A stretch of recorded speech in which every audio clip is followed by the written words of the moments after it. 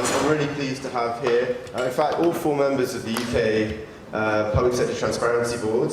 Tom Steinberg, Professor Nigel Shadbolt, Tim Berners-Lee.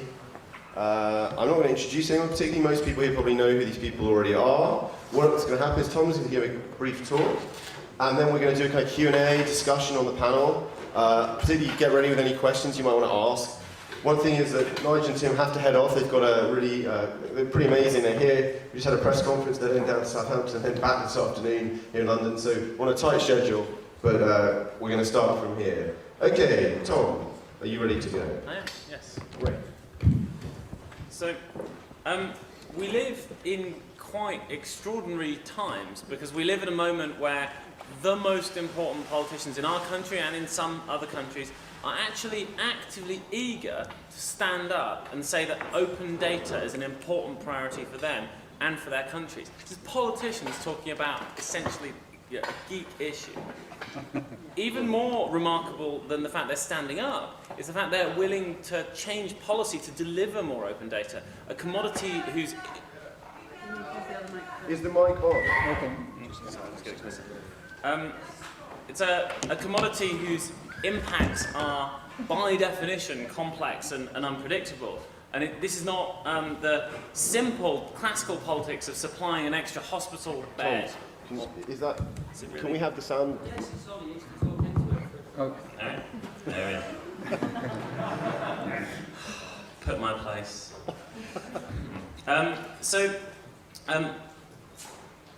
This is not the politics of open data are about a commodity whose impacts are by definition complex and unpredictable. And it's not the simple politics of supplying an extra hospital bed or locking up another criminal. This is taking a calculated bet about a series of seemingly, at first glance, esoteric measures that we think will have big impacts driven largely by the remarkable characteristics of the internet. And this is a very, very long way from bread and circuses in terms of a thing that politicians want to stand up and talk about, but they are, and they were doing it this morning, and they will be doing it again.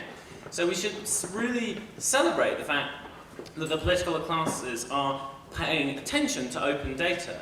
And we should celebrate the fact that we're starting to get information that many of us in this room, myself included, have been clamouring for years. But we should also realise that the current situation is extraordinary.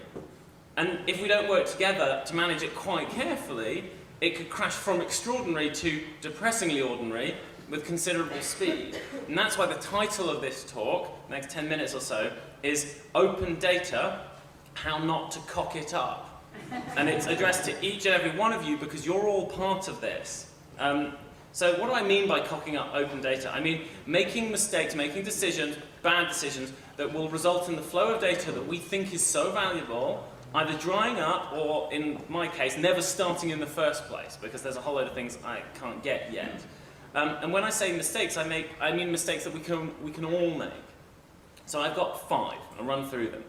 The first mistake, the first way we can avoid cocking up open data is to ensure that when we advocate for it in the same way that scientists advocate for blue sky science research. We must argue it for what it is, which is a numbers game, a calculated risk that is worth taking.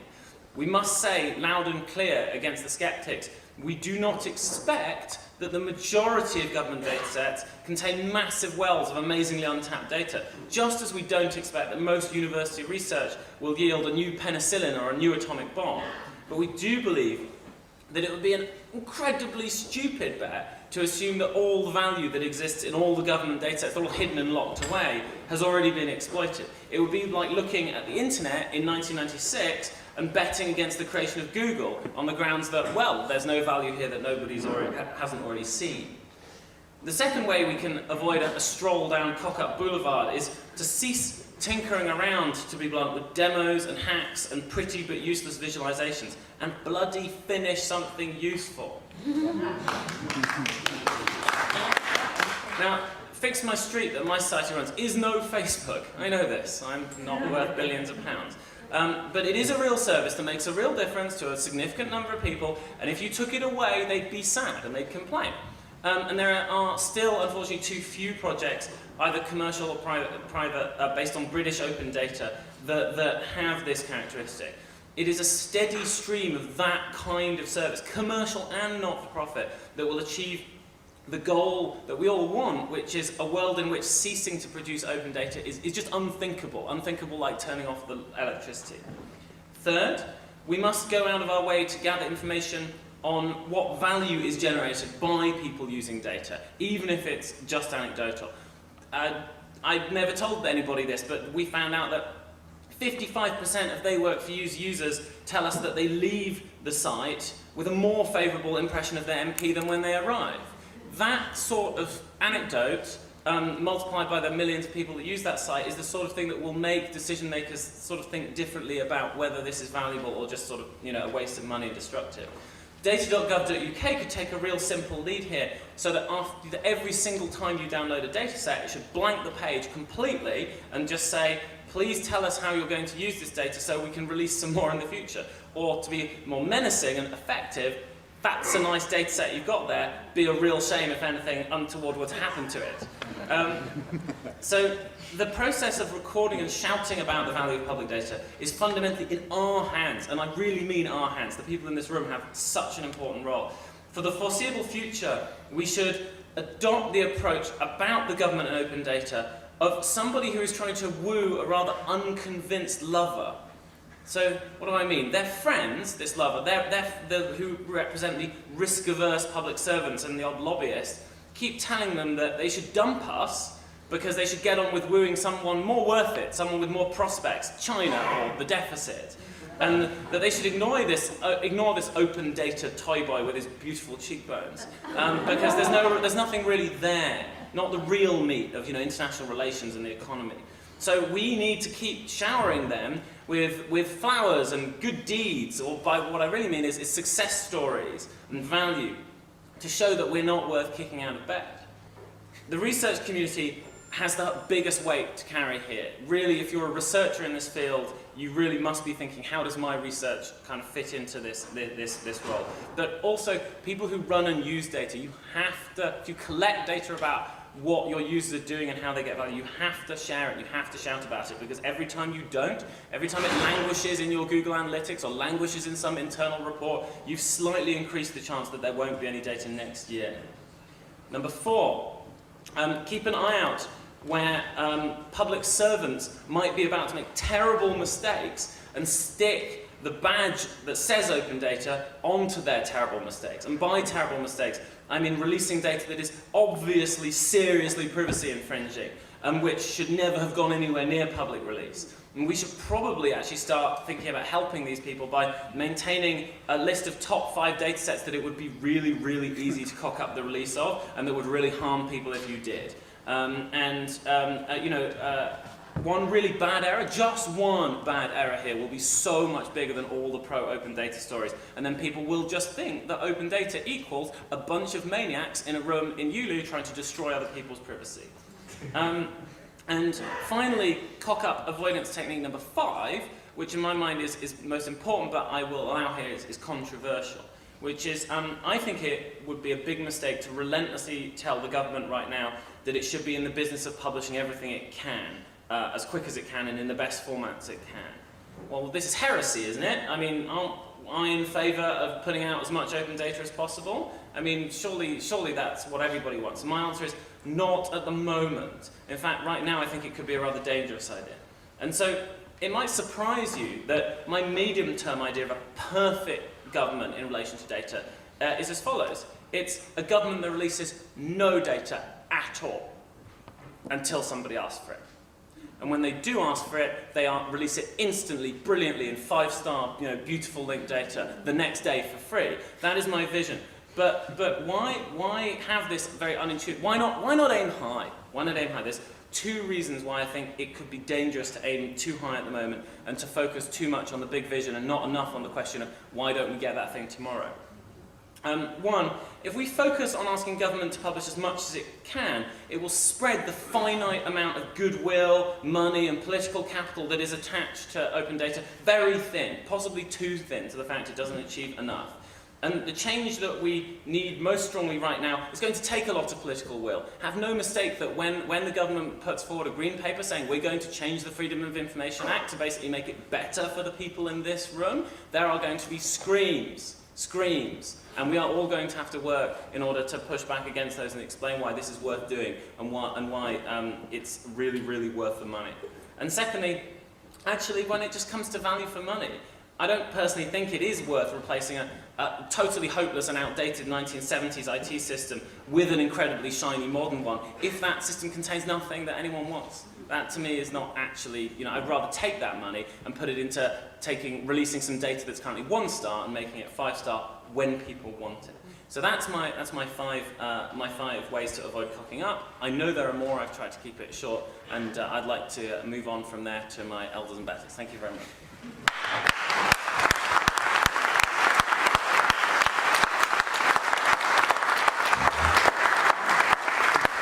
One quick thing, there is space, there are some seats here, particularly if people on the edge could move inwards. It would be really appreciated on this occasion. People at the back just move up. If you could move inwards rather than just sit on the end seat, that would be really appreciated. Come forward from the back. Come forward. Okay. Do either of you want to say anything quickly for 1 or 2 minutes before we have questions? Or do you want us to go straight into having some questions from the audience? Do you have something you really want to tell the open government data? Okay, Tim, go for it. All right, I've got 60 seconds before we start with questions. One, keep up the good work. This is incredible. And it's great, it's just great to see this room full of energy, more the people who are actually actually making stuff happen. It's hacking what puts the data on the web, and it's hacking what uses it, and keep up hacking this the data in both directions. I could spend a long time responding to these 5 questions, and yeah, you're right. The last one, I'm not sure that is completely. I'm not sure we can see completely eye to eye on, because I think that sometimes to start with, I would, you say, oh, you don't want to waste all the money and social capital on taking out a system, putting in a shining system. And one of the things we've learned is, don't change the way you operate. The way we should put in this thing open data is we should put it in with a shim layer, which an adapter. So leave things running. Don't disturb people. Don't disturb the people who have built their lives around and their careers around producing the system which produces the data and which now manage it, and we're expecting to retire and will retire on managing that system. Do not ruffle their feathers, do not threaten them, just show how you can make the work that they're doing more visible, more appreciated, and show how you can give them more kudos by running a little server on the side of their box, which every night strips up what's on their box through the simplest means possible, runs a little conversion and moves into the space. Or maybe if they have a chance, just get them to modify their pipeline so that where they did store their data in a protected space, you get them to use the same pipeline but store it in an unprotected space, which actually is probably cheaper because it costs money to protect the space. So I think trying so the areas in which you can really manage effectively, zero cost, or the cost is actually people working a bit late and in the evening a couple of times. But the main thing is the change of mindset. The change of mindset that is really important. That if it's sort of thing that you would I prefer the model where you imagine that it's a model just like Ruth's is where you Tom, it's like where you Rufus Tom,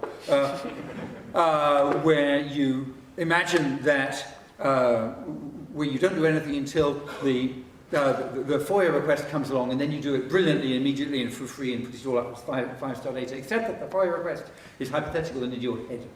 You imagine, supposing someone were to ask for this, so that rather than prepare myself for an instant action, and I will actually just make it as 5-star data anyway, because that's what everybody's doing now, that's cool, and I will be able to show my mum and my kids, look, that's my 5-star data there, your dad did that. So that it's a change of culture. So great to see that you're doing such good things. Great to see software. Great to see stickers too. So even though I am running a bit out of space on here, I'm afraid. Well, I've got 2 of these open data boxes, so I can include that. The Creative Commons says Creative Commons about 6 times. So I think we'll risk of a bit of occlusion there. Proud ticket. So, yeah, keep up the good work. Remember that this is, as I just said, just around the corner. Remember, you're working on UK stuff. Keep doing that. Remember, you're doing it in international context. You're working on government data. Keep doing that. But remember, also there are people working on scientific data, weather data, all kinds of other things which will connect. That's what exciting. So do spend a bit of it, 10% of your time to think about the other communities, larger and smaller, which you're going to connect with, so that that thinking can make the whole world into a connected space. The connection is the sort of thing which I'm really keen on. I was just saying, one of the great things is that we do have people from about 30 different countries here today, at the event. So I think one of the biggest things is to learn from each other and to build this bigger community towards not just linked data in a technical sense, but also linked socially. Quick plug. And we're putting together new W3C working groups on e-government, which will include linked open government data. Working group, tell us, we're charting them now. Tell us what you need to see in the charter. Tell us what you think W3C groups need to do. Can I say one thing? Because I get to say it to you. So it's about linked data, which is please, I think it's amazing, but please can we have some Debian packages, some basic packages for the actual stores. It's very difficult at the moment to sell RDS stores to people. So that's why one thing is, show that group, give a massive prize to someone in this room if they build, and it's maybe a bit technical here, but build a package for a decent open source data store. Hands up. Who prefer a Debian package? Or Ubuntu package. Who prefer Mac DMG? Who prefer Windows? Nobody. So the challenge has gone out. Okay. Actually, Tom makes some really important observations, I think, which we would do well to reflect on. I mean, that last one is a great point.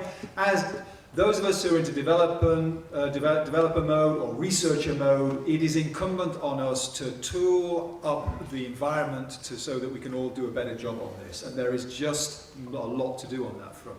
A couple of observations. I do think that it's really important that there is a finite amount of political will, there always is. We've had a good chunk of it re-expressed again today. But I think it is important we cling to some basic principles, and where we can kind of instill the public data principle, we've got to keep people's feet held to the fire. So where there are already commitments to releasing data, and it isn't turning up as regularly as it should, we should be saying, well, where is it? Because that will inculcate the process of actually, we said it, we should keep our side of the bargain. I just don't know on this issue about opening everything up, because actually we know from the first web that it was the unanticipated reuse. Now, we would love to know how to identify the data set that was going to have the highest value and derive the most applications. And in fact, I think we've got a sense of where some of them are, but some of the kind of data in dusty corners or the neglected spreadsheet can be a belter, as we've seen. So I think we've got an interesting tension here, and I'm sure we'll hear it re-expressed around we all want to move this thing on as practically and as pragmatically as possible. And the other great thing about a group like this is we're all trying to race to the top, but also learn and share and collaborate together, and that's a great thing. Fantastic. Okay, I'm going to go to take questions like two at a time. I don't think at the moment we have a roving mic, so you're going to have to shout quite loudly, relatively. Who has a question? Does anyone have a question? This lady here. Stand up, say your name, and tell us what you want to know. Barbara Buckio in Loughborough University. I come from a library background, so I'm thinking of it from the user's perspective. All this data is for the public out there. What do we need to do to try and empower the citizen with the skills they need to understand the information, to interpret it, to be able to articulate their own information needs, so they can then feed back to you what they need? Okay, and I'll take one other question before we answer. This gentleman here at the front, go for it. I'm Adrian Norman. I'd like to ask when, after 10 years, we are going to implement the Article 9 of the Public Sector Information Directive. We agreed 7 years ago to something we'd researched for 3 or 4 years. and a directive was issued by the Commission to all member states. And in Article 9, it said, make some practical arrangements for getting the information out. Where are those practical arrangements? One of them must be to release the information asset register records of every body. But the Information Commissioner 2 years ago instructed all local authorities. What's your question? I'm going to be tough on you here. What's your question? My question is, when are we going to do it? Right. Because I don't, can we we... have agreed to do it. Never. We commit to our commitments. So is the question, when do you think we should do it, or when, because our capacity even here to say when it will happen is more limited. That was the minister. But okay, the question is, so information asset registers particularly, when should and when will they get released? When should, that's already... Right, but when do we, okay. And when are we going to take it up with the holders of the information to obey the law? Okay, got it. So two questions, I think. One over here, which was maybe, I think, about intermediaries versus citizens getting direct access to data. How will it happen? I think it's a really interesting question. Is this vision of some amazingly data literate citizenry, or is it a vision of intermediate people who are sophisticated who present it? And the other question is, information asset registers and generally the PSI directive. Tom, you seem to have something on the never front, or was that enough? Was that all that was to be said? I think that EU-based regulations that are nearly a decade old are not going to get much traction with an essentially conservative government in a time of austerity. I think that even if it's the right thing to happen, and even if we're going to see more open data, I don't see us getting open data through a mechanism that fundamentally failed. It sort of it stinks of failure. So I think it's probably time to look forward to how we change things next. I would just say on the asset, it is pretty important for effective rights to data and FOI that we actually know what data is held. So I think we've got to think about how we make something work that actually gives us a sense of what is held, and or how do we know what we have a right to.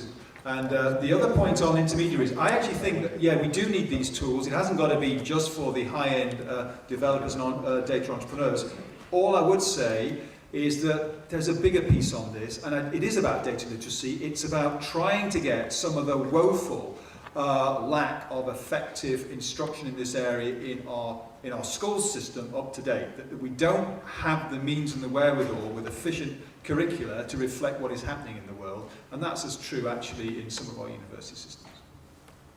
Yeah, when will school, I mean, at least in the UK, when will they teach you to code again? I mean, when I last went, you learned how to use PowerPoint. You didn't learn how to code.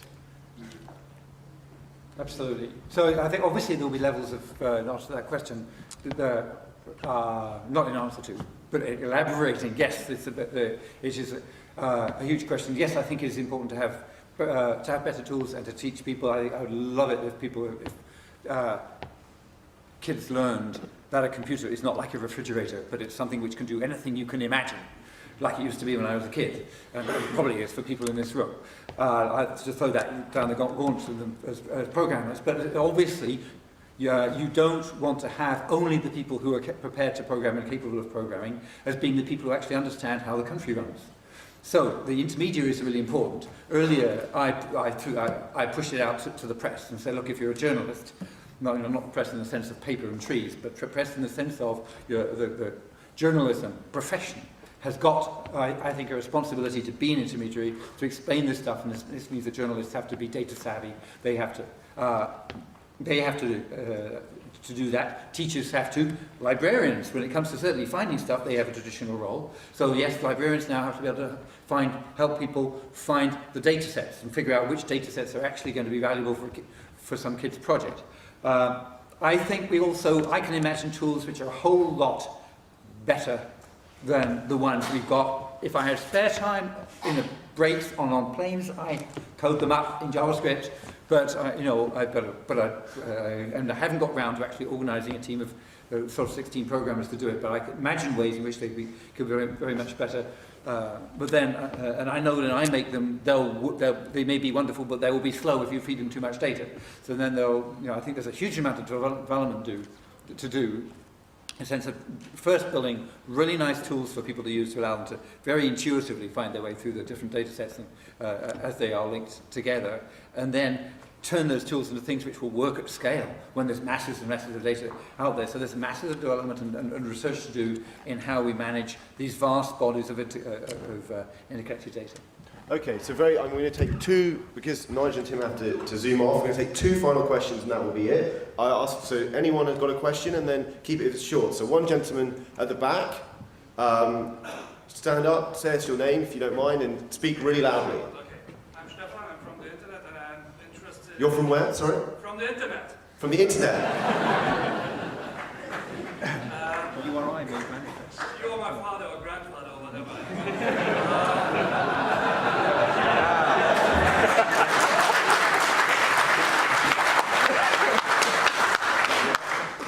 So my question is how to get that on a European level there. I know about the PSI directive is being consulted by the Commission until the end of the month. Does it make sense to give some input there to enhance the PSI directive in regards of open government data, for example, also on the European level, and push it down to be a directive to the member states? Thank you. Or what's the alternative, do you think, in your mind? Just lobbying in your country, or just going and doing stuff with data? Okay. And one other question, Karen. It's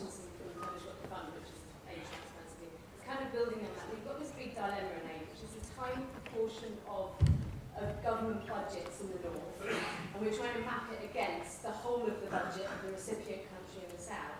And we've got this huge, I mean, this is really how do we do this better? We have standards forming tentatively at international level. That should happen in February. But what do we do next? Do we push this to a country level through legislation? This is mainly public spend. Do we try and build working models at country level, which is what we're doing. We're trying to do with Where Does My Money Go with a youth set of old, dead Uganda. What are the techniques we need to drive this forward? Because our user community are incredibly spread out, and then we're never going to physically get them in the same places, and the people that can understand the data are a hell of a long way away from the people that can program. So help, I think, is the answer. What should we be doing next? Okay, I'm going to be brutal here, and I'm going to kind of rewrite those questions a little bit. So question one, I'm going to rewrite into basically, should we be spending time, because it's actually really, the thing is it's really boring compared to writing code, going off and writing things to the commission, or like lobbying, or lobbying, but being an activist in that sense, or should we be writing code and doing cool stuff today, or just scraping data, just going, data's out there, they haven't opened it up, but we're just going to grab it and do stuff, or should we be spending our energy, which is really important, but it's kind of sometimes a bit soul-destroying, on the political system. Number two question, I think, was also, I'm going to rewrite it slightly to, one, should you try and establish a standard? Because I think that's the point. If you're trying to map data from, let's say, aid given from the UK to Uganda against their budget, a big problem is the identifier problem, right? Which we talked about a lot. And identifiers will relate to standards. People agreeing to use the same identifiers. But it's bloody hard because it means people agreeing. So my question often is, should we just zoom ahead with basically, community-built standards, rough consensus and running code, or should we be seeking to kind of go, no, we want an ISO standard for kind of, I don't know, entity names or for UN classifications for spending types. That's how I'm going to rewrite those two questions. Community-driven standards or from a, So that has been from the beginning of the web, and perhaps way back longer, that question, should we go between the monolithic global thing and a completely and a massive non-communicating individuals, that has been a constant question. People have said, where should we go? Where should we spend our effort? So my conclusion, given that there are about 10 to 11 people on the planet, so there's a scale of 10 to 11 down to 1 to 10, or the scales of 10. Go and buy the books, Powers of 10, which has got all those pictures helping understand sort of what's interesting about the world is there is detail at each level. So my view of what will happen when a piece of RDF information is passed in the future, in 10 years' time, when I look at a piece of this data, it will have lots of namespaces in it. It will 10% of its vocabulary, only 10% of the data you're dealing with will be according to an international standard. Maybe it'll be boring things but important things like start date time, end date time, latitude, longitude, WGS 84. Those things where people have already gone out and spent the effort to get. So then, WGS84 works the same in Uganda as here. My GPS will work, and my phone and my calendar will work the same in Uganda as here. 10% of it is international, 10% of it is maybe at the European level, 10% of it is at the national level, 10% of it is at the Greater London level, and so on. And 10% of the data in that piece of in that file I'm using is an ontology which my computer produced right now because it's actually part of a rule set that I'm generating just for this particular view on this particular thing I'm doing today. And so it turns out that when you look, when web scientists look at the web, they find that you have structure at all these levels. So my hypothesis is that is actually optimal. Okay, so that is the answer. Spend a certain amount of your time at the international level. We should collectively, this group of people should spend 10% of its time thinking at the international level, working on international standards, but only 10% of its time at that level. And between you will end up producing standards at all these levels. You will pick your battles. You will only work on things at the high levels where it's a total pain, because you have to meet with so many people of different, with different cultures. But you will pick your battles, and you will end up distributing your energy. But when you put this system together, this sort of fractal, scale-free system together with structure at all of the different levels, nicely balanced, you end up with this beautiful sweet spot, which is a totally connected, entangled, wonderful, linked humanity, which will actually work a whole lot better, and is perhaps the only way we can actually save ourselves. And that's great answer. Now, on the other... on the other question, actually the answer is top down, middle out, bottom up, of course. But in a similar way, the EU is getting interested. So Jonathan Gray actually and I were at a meeting in Luxembourg where they're talking, and now think about this, data.gov.eu and the portal of portals, but a lot of countries are looking at this now. And they've got a lot of models. I mean, so some people are driven by a bunch of activists who can't believe their country isn't doing it. There are countries that are sitting there thinking, if only we had a certain legislative process, it would make it easier, and other people are just going to get on and do it. So I think we will see, and a lot of this is driven by the fact that people are looking over their shoulders and seeing what's happening in those countries who are embracing it, those cities, those regions, and saying, why aren't we in this space? What is it? It's just so hard to argue against the premise of much of this work. Tom.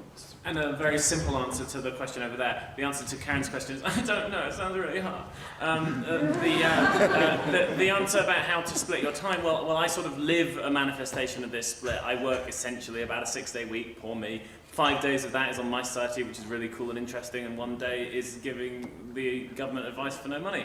And it's less fun, it's less interesting, but fundamentally this morning I heard part of Francis Maude's talk this morning, and he reaffirmed the government's commitment to publishing contracts starting next year, and that's Julian Todd's idea, a Liverpudlian anarchist who told the idea to me. I turned it into their policy, and now it's been announced. And if I had not spent that 1 day a week because it wasn't fun and it was boring and difficult and time-consuming and rubbish and less interesting than web design fundamentally, we wouldn't have the possibility of government contracts coming out next year. So 5 and 1 as the mix of your cocktails is my answer. Okay, well, it's fitting we end with Tom, and he started it, and I think it's amazing, and well, Julian here should be blushing, and I think is a legend.